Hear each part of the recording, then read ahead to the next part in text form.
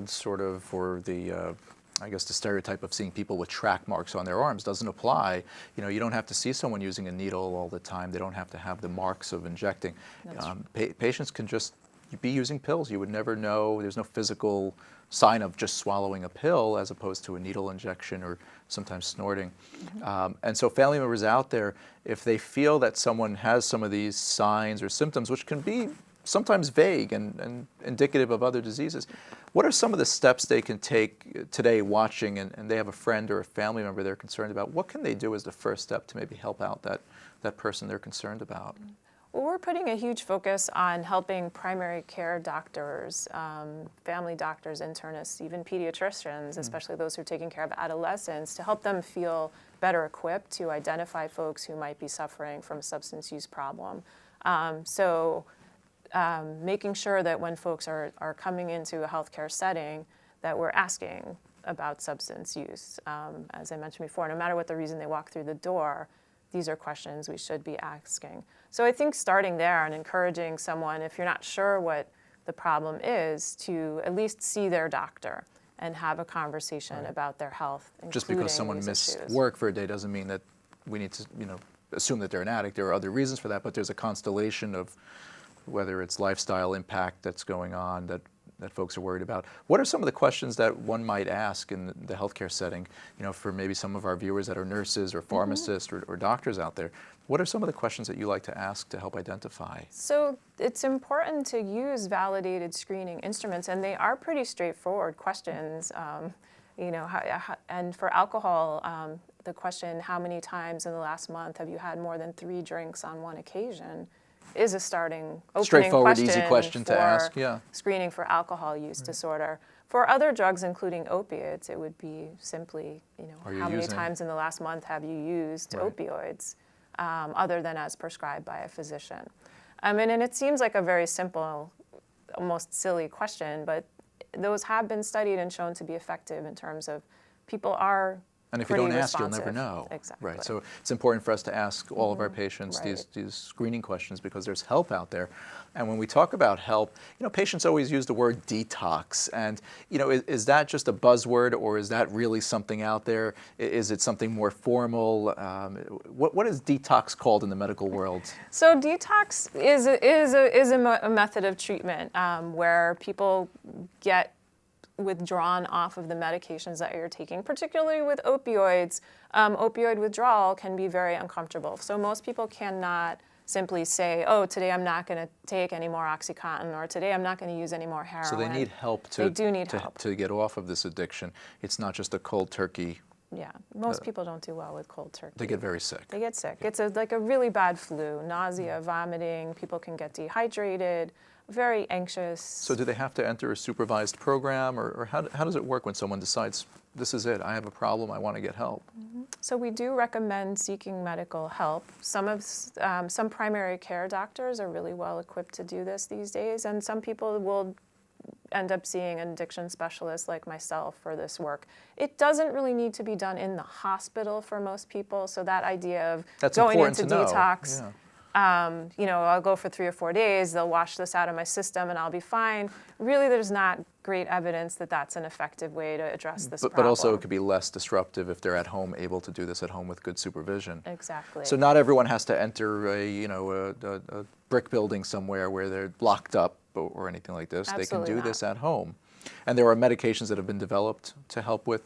And how do they work? How do these medications that we use for opioid addiction and getting off of opioids, how do they work and help people? So there are 2 medications that are approved by the Food and Drug Administration for this purpose. One is methadone, which has been around since the 1970s. We have lots and lots of experience using that, both to treat withdrawal and for treating people longer term, what we would call maintenance therapy. Many people benefit from staying on medication, not just for 3 or 4 days to clean out their system, but staying on medication for several months, even years for some people who are much sicker with their disease, to get their life stable again.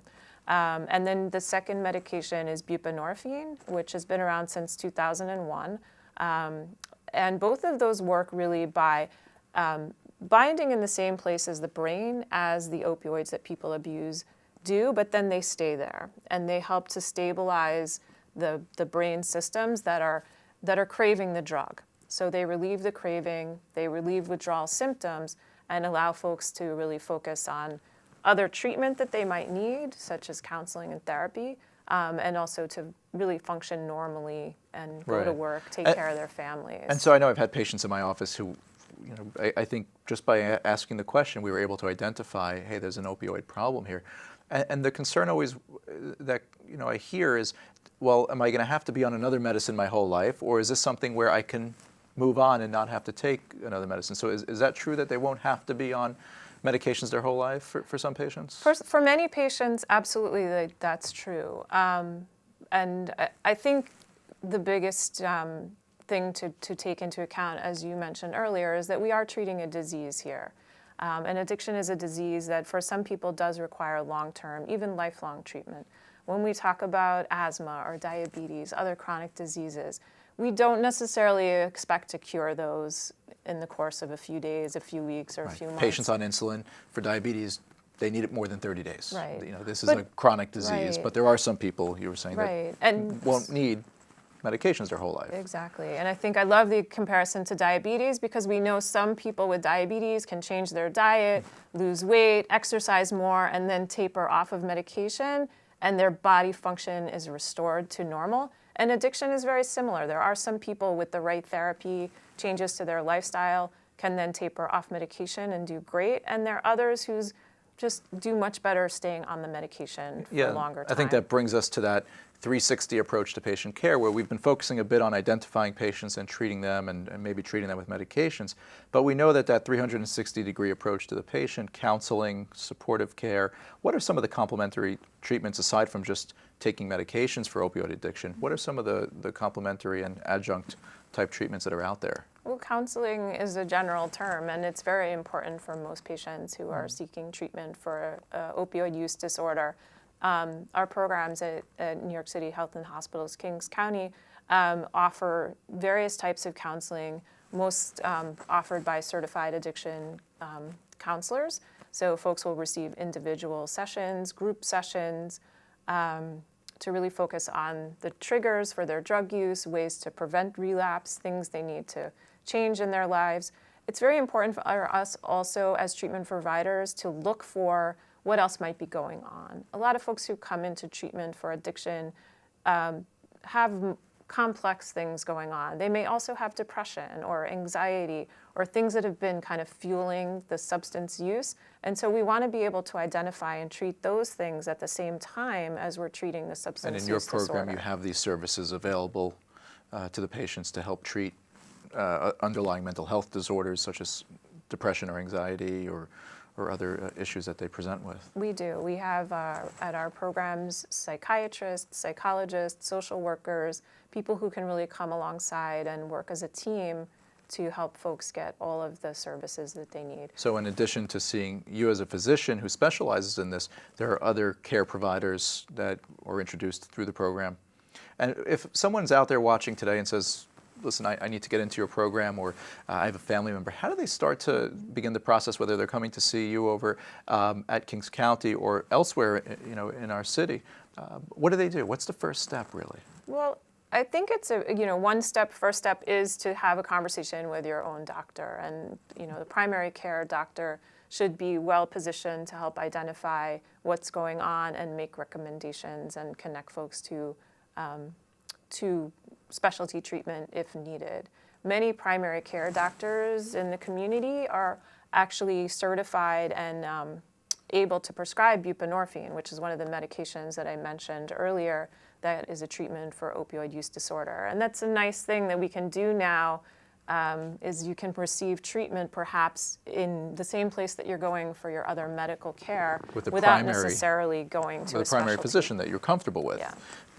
Now, if they want to come to Kings County, to New York Health and Hospitals, if they want to come to Kings County, how do they reach you? How do they find out about this program more? Yeah, so there's a lot of information on our website, and that is www.nychealthandhospitals.org/Kings County. All of our doctors are listed there under addiction specialists. The main number for the hospital is 718-245-3131.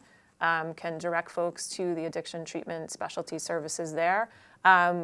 We take folks on a walk-in basis. So Monday through Friday, 8 to 4, our doors are open, and we don't actually require an appointment for people who are coming in looking for help. Yeah, it's nice to remove that barrier sometimes of, someone gains that motivation to start getting help on Monday, and they call for an appointment but have to wait. So your doors are always open on the weekdays for folks who decide that, hey, listen, I'm going to treat this problem.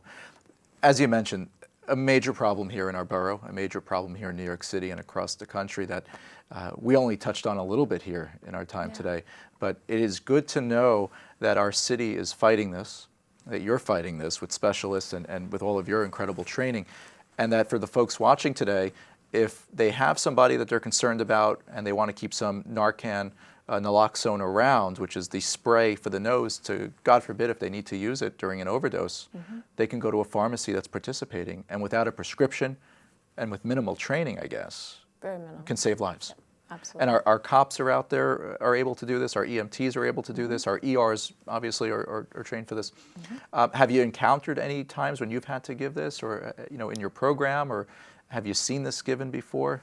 I'll tell you, over the last 6 months, we have our staff, not me personally, but my staff has reversed 3 overdoses on the premises of our program.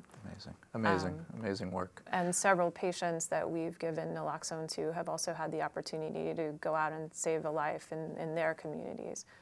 So it's very tangible, the impact. So we're fighting this head on. Thank God for you and what you're doing at Kings County Hospital. And I thank you for joining us today. And I'm sure our viewers are interested in you a little bit more because you're such a wonderful doctor. We know you're New York bred and born here, and you've trained here. New York City, favorite pizza place? So I lived in Greenwich Village for a long time, so I got to go with John's on Bleecker Street. Okay.